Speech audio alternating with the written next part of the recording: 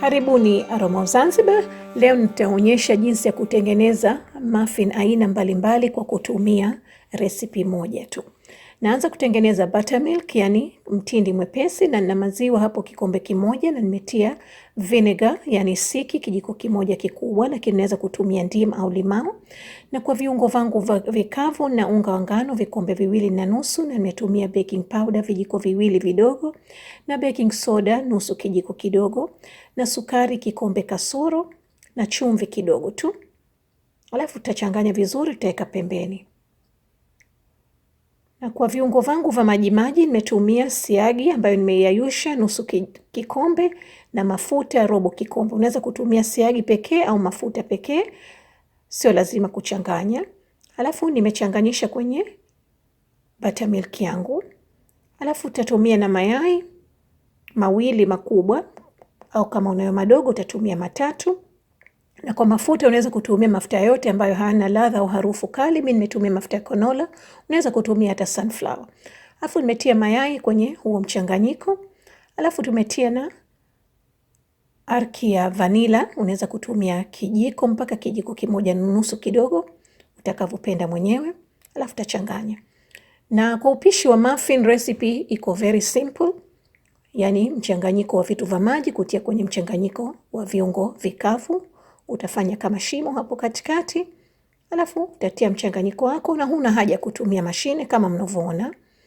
Na mchanganyiko huu mara nyingi unakuwa sio mwepesi sana, yani sio kama ule wa keki.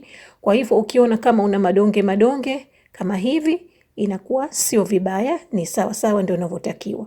Kwa sababu ukiupiga sana huu unga wako, muffin zako zitakuwa ngumu, au pia zinakuwa kama mpira hivi raba yani. Kwa hivyo hapo tumeshafika ni kiasi. Mimi nimeanza, kwanza nimetumia bati hili la cupcake, nimeweka na hizi karatasi, lakini kama huna unaweza kutia mafuta tu ili muffin zako zisigande chini. Naanza na ya muffin ya ndizi, nimetumia nusu ndizi ambayo imeiva vizuri sana. Nimesaga na uma kama unavyoona, alafu nimetia hivi kiasi scoop 2. Ni kiasi kama nusu kikombe hivi. Alafu tachanganya. Kisha hapo nimetia kwenye bati langu. Na muffin zinapendeza sana, zinaliwa sana kwa chakula cha asubuhi, yani breakfast au brunch. Yani ni kama keki, lakini mimi nazipenda, zinapendwa na mimi pia nazipenda kwa sababu ni kitu cha mara moja, na pia hazina masukari mengi. Unaweza kula kama breakfast. Hapo nimetia nuts, nimetumia walnuts, na hizo nyingine tumetia chocolate chip, lakini unaweza kutia mwenyewe utakachopenda, na unaweza pia kuzifanya hivi bila kuzitia kitu chochote ndani, zikawa vanilla peke yake au almond peke yake, au unaweza kufanya za ndimu. Yani unaweza kufanya vitu vingi na recipe hii. Mchanganyiko wetu wa pili nimetumia chocolate, yani nimetumia koko ambayo nimeipata kutoka kwa Tanzania kwa Chocolate Mama. Inauzwa Msasani, unga wa koko ambao ni mzuri sana, nimeupenda. Nimetumia vijiko 2 vidogo, ila sijavijaza, lakini unaweza kutia mwenyewe utakavyopenda. Na kwa chocolate inakuwa nzito, ukitaka kuilainisha yani ni vizuri kutia vinegar. Kwa hivyo mimi nimeongeza hapo vinegar kidogo kiasi robo kijiko cha chai.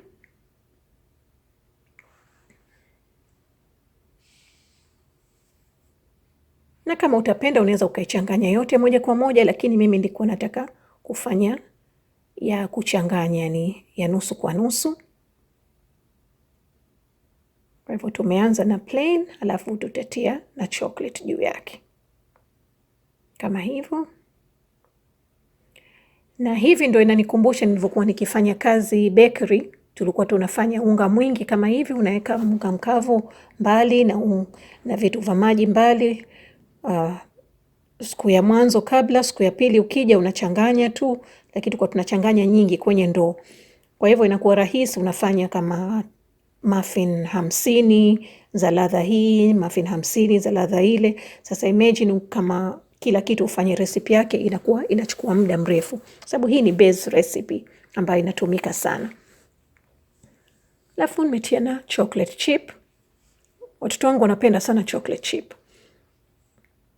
Okay, yetu ya tatu hii ndio ambayo ilionileta hapa leo ni red velvet. Kwa hivyo nimetia kijiko kimoja kidogo cha cocoa powder na rangi nyekundu. Alafu tumetia na siki kijiko kimoja kidogo.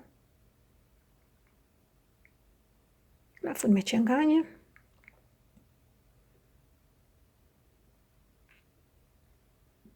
Alafu tutatia humu kama kawaida, na hakikisha kama moto wako tayari wa oven. Mimi nimeshaweka tayari 375 Fahrenheit ambayo ni 190 Celsius.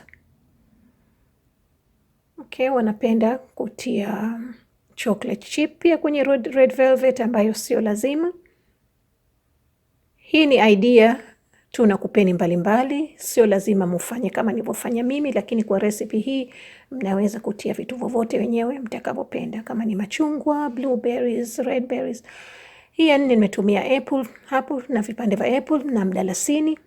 Nimetia na sukari ya brown kidogo, kama huna sio lazima, na unga. Ukiwa unatia fruits ni muhimu sana fruits zako uzichanganye na unga, kwa sababu ukiwa unatia kwenye keki au muffin zinakuwa hazishuki chini, zinakuwa zinasambazika sawa sawa kwenye kama ni keki au ni muffin au ni cupcake. Alafu tachanganya tena vizuri. Alafu tutatia humo ndani, na muffin hasa zinapendeza uzijaze, sio kama cupcake, uzijaze kwenye hivyo vikombe. Kwa hivyo ukizipika zinakuwa zinapanda juu vizuri. Hii ya juu nimeweka siagi, unga ngano na brown sugar, kipimo sawa sawa, ni streusel. Nachanganya hivi, alafu natia juu kidogo. Kwa hivyo ukibake inakuwa kama ngumu hivi, kama crispy. Okay, na muffins zetu nimezipika kwenye oven, nimezibake kwa muda wa dakika 20, 375, na kama mnavyoziona zimependeza, zinavutia. Na uziache kwenye bati hapo kiasi dakika 3-4, uzitoe kabla hazijaanza kupoa, kwa sababu zikianza kupoa zitaanza kutoka kama jasho ambayo itafanya sio nzuri kwa muffins, okay? Kwa hivyo utazitoa, utaziweka kwenye reki kama hivi ili ziendelee kupoa mpaka utakapokuwa tayari kula, ambayo najua haitakuwa muda mrefu kwa sababu zinanukia na zimependeza sana kama mnavyoziona. Hapo tutakufungulieni muone red velvet yetu. Asanteni sana kwa mapishi zaidi. Karibuni Aroma of Zanzibar.